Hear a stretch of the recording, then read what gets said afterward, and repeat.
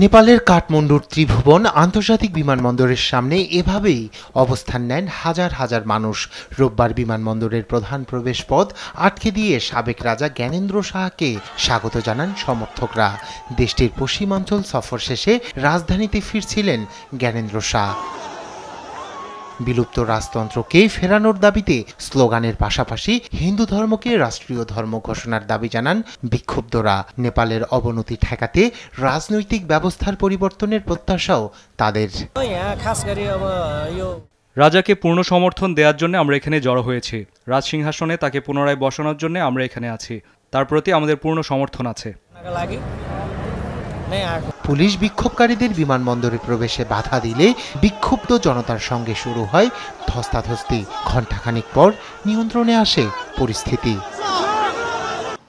একাধিক সূত্র বলছে, প্রজাতান্ত্রিক শাসন ব্যবস্থা ঘিরে নাগরিকদের মাঝে আছে হতাশা। অভিযোগ, রাজনৈতিক অস্থিতিশীলতা, অর্থনৈতিক সংকট ও ব্যাপক দুর্নীতি নিয়ন্ত্রণে আনতে ব্যর্থ ক্ষমতাসীন প্রধানমন্ত্রী কেপি শর্মা ওলি। একমাত্র নেপালको हिन्दू राष्ट्र नेपाल थियो। 2006 সালে তৎকালীন রাজা জ্ঞানেন্দ্র শাহর বিরুদ্ধে দেশ জুড়ে যে বিক্ষোভ ছড়িয়ে পড়েছিল তাতে অংশ নিয়েছিলাম। রাজতন্ত্র বিলোপের জন্য বিক্ষোভ প্রতিবাদে এই আশায় অংশ নিয়েছিলাম যে যা দেশকে সহায়তা করবে, কিন্তু আমি ভুল করেছিলাম। দেশ আরও ডুবেছে, তাই আমি সিদ্ধান্ত বদলেছি। 2002 সালে নেপালের সিংহাসনে বসা রাজা জ্ঞানেন্দ্র 2006 সালে দেশ জুড়ে তুমুল প্রতিবাদ বিক্ষোভের মুখে ক্ষমতা ছাড়তে বাধ্য হন। এরপর 2 বছর পর সংসদে সংখ্যাগরিষ্ঠ আইন প্রণেতাদের ভোটে বিলুপ্ত হয় রাজতন্ত্র।